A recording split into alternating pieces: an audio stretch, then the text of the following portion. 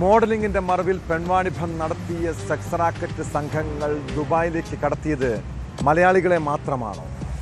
ബിലാലും കൂട്ടാളികളും എത്ര നാളായി യുവതികളെ വിദേശത്തേക്ക് കടത്തുന്നുണ്ട്? പോലീസിന്റെ അന്വേഷണത്തിൽ പുറത്തുവരുന്നത് ഞെട്ടിപ്പിക്കുന്ന വിവരങ്ങളാണ്. 5 വർഷം മുൻപാണ് ദുബായ് കേന്ദ്രീകരിച്ച് സെക്സ് റാക്കറ്റ് പ്രവർത്തനം തുടങ്ങിയതെന്ന് അന്വേഷണ സംഘം കണ്ടെത്തി. ബിലാൽ എന്നറിയപ്പെടുന്ന ശ്രീകുമാറിന്റെ ഫോണിൽ നിന്ന് ഒട്ടേറെ പെൺകുട്ടികളുടെ ചിത്രങ്ങളും ലഭിച്ചിട്ടുണ്ട്. മുഖ്യ ഇടനിലക്കാരനായ ബിലാൽ ദുബായിൽ വെച്ച് തന്നെയും പീഡിപ്പിച്ചതായി പരാതിക്കാരി മൊഴി നൽകി.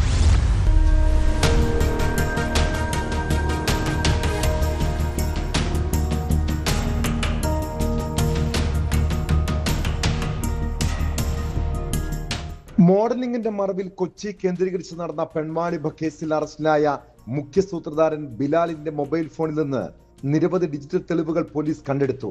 കേരളത്തിലെയും ഇതര സംസ്ഥാനങ്ങളിലെയും ഒട്ടേറെ യുവതികളുടെ വിവിധ പോസ്റ്റുകളിലുള്ള ചിത്രങ്ങളും രഹസ്യ ദൃശ്യങ്ങളുമാണ് സൈബർ സെല്ലിന്റെ സഹായത്തോടെ അന്വേഷണ സംഘം കണ്ടെടുത്തത്. കേസിലെ മുഖ്യ ഇടനിലക്കാരൻ ബിലാൽ പീഡിപ്പിച്ചതായി ഒരു പരാതിക്കാരിയുടെ മൊഴിയുണ്ട്. ദുബായിൽ വെച്ചായിരുന്നു പീഡനം.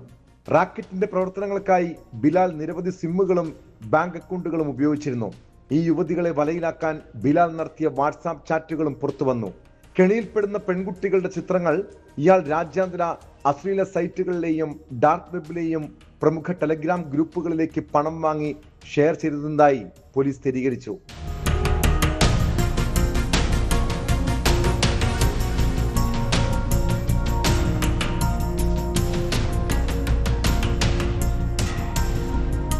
മോഡലിംഗിന്റെ മറവിൽ മനുഷ്യക്കടത്ത് നടത്തുകയും യുവതികളെ വിദേശത്തെത്തിച്ച് ലൈംഗിക വ്യാപാരത്തിന് ഉപയോഗിക്കുകയും ചെയ്ത കേസിൽ നിർണായക കണ്ടെത്തലുകളാണ് പോലീസ് നടത്തിയിരിക്കുന്നത്. 5 വർഷം മുൻപ് കോവിഡിന് ശേഷമാണ് തങ്ങൾ യുവതികളെ വിദേശത്തേക്ക് കടത്തുകയും ദുബായ് കേന്ദ്രീകരിച്ച് സെക്സ് റാക്കറ്റിന് നേതൃത്വം നൽകി തുടങ്ങിയതെന്നും പ്രതികളുടെ മൊഴിയിലുണ്ട്. സിന്ധുവിന്റെയും ബിലാലിന്റെയും മൊഴികളാണ് ഇതിൽ പ്രധാനം. ഇവരുടെ പ്രവർത്തനം സംബന്ധിച്ചും പോലീസിന് വ്യക്തത കൈവന്നിട്ടുണ്ട്. ദുബായിലെത്തിയ ശേഷം യുവതികളെ അന്യായമായി തടങ്കലിൽ പാർപ്പിച്ച് ഇവരുടെ ചിത്രങ്ങളെടുത്ത് ആവശ്യക്കാർക്ക് അയച്ചു കൊടുക്കും.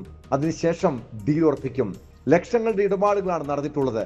ആവശ്യക്കാരെത്തി യുവതികളെ കൂട്ടബലാത്സംഗത്തിന് ഇരയാക്കുകയാണ് ചെയ്തിരുന്നത്. പീഡനത്തിന്റെ ദൃശ്യങ്ങൾ മൊബൈൽ ഫോണിൽ പകർത്തുകയും ഇത് കാണിച്ച് ഭീഷണിപ്പെടുത്തി വീണ്ടും യുവതികളെ പീഡനത്തിന് ഇരയാക്കുകയുമായിരുന്നു. കൊടിയ പീഡനങ്ങളാണ് യുവതികൾക്ക് ഏറ്റുവാങ്ങേണ്ടി വന്നത്. സെക്സ് റാക്കറ്റ് തുടങ്ങിയ ശേഷമാണ് പ്രതികൾ സിന്ധുവിന്റെ നേതൃത്വത്തിൽ ഇവന്റ് മാനേജ്മെന്റ് കമ്പനി തുടങ്ങിയത്. ഇവന്റ് മാനേജ്മെന്റ് കമ്പനിയുടെ മറവിലാണ് ചിട്ടയായി പ്രതികൾ കുറ്റകൃത്യം നടപ്പാക്കിയിരുന്നത്. സിന്ധുവിന്റെ ഇവന്റ് മാനേജ്മെന്റ് കമ്പനിയുടെ സപ്ലൈ ഏജന്റ് എന്ന നിലയിലാണ് ശ്രീകുമാർ പ്രവർത്തിച്ചു വന്നത്. യുവതികളെ എത്തിക്കുന്ന മുറയ്ക്കാണ് ഇയാൾക്ക് പണം കൈമാറിയിരുന്നത്. പ്രതികൾ തമ്മിൽ നിരവധി ബാങ്ക് ഇടപാടുകൾ നടത്തിയിട്ടുണ്ടെന്നും പോലീസ് കണ്ടെത്തി.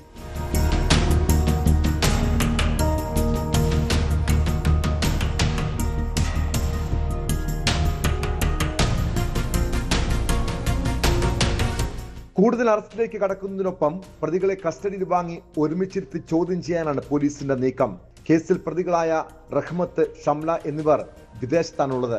അവരെ പിടികൂടുന്നതിനായുള്ള നീക്കങ്ങളും പോലീസ് തുടങ്ങിക്കഴിഞ്ഞു. അറസ്റ്റിലായ പ്രതികൾക്കായുള്ള കസ്റ്റഡി അപേക്ഷ പോലീസ് അടുത്തയാഴ്ച കോടതിയിൽ സമർപ്പിക്കും. സിന്ധുവിനെയും ശ്രീകുമാറിനെയും ഒരുമിച്ചിരുത്തി ചോദ്യം ചെയ്യേണ്ടത് അനിവാര്യമെന്നാണ് പോലീസിന്റെ വിലയിരുത്തൽ. കൊച്ചിയിലെ ഗുണ്ടാ നേതാവായ ഔറംഗസേബിന് സിന്ധു എന്തിനാണ് പണം കൈമാറിയതെന്നതടക്കം പോലീസ് പരിശോധിക്കുന്നുണ്ട്. കേരളത്തിന് പുറത്തുനിന്നും ഇവർ യുവതികളെ ജോലി വാഗ്ദാനം ചെയ്ത് ദുബായിലെത്തിച്ച് പീഡനത്തിന് ഇരയാക്കിയിട്ടുണ്ടെന്നും പോലീസിന് വിവരം ലഭിച്ചു.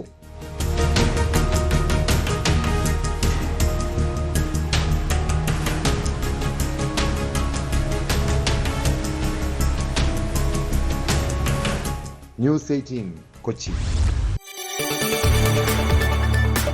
കൂടുതൽ വാർത്തകൾക്ക് news 18 Keralam YouTube channel subscribe ചെയ്യുക.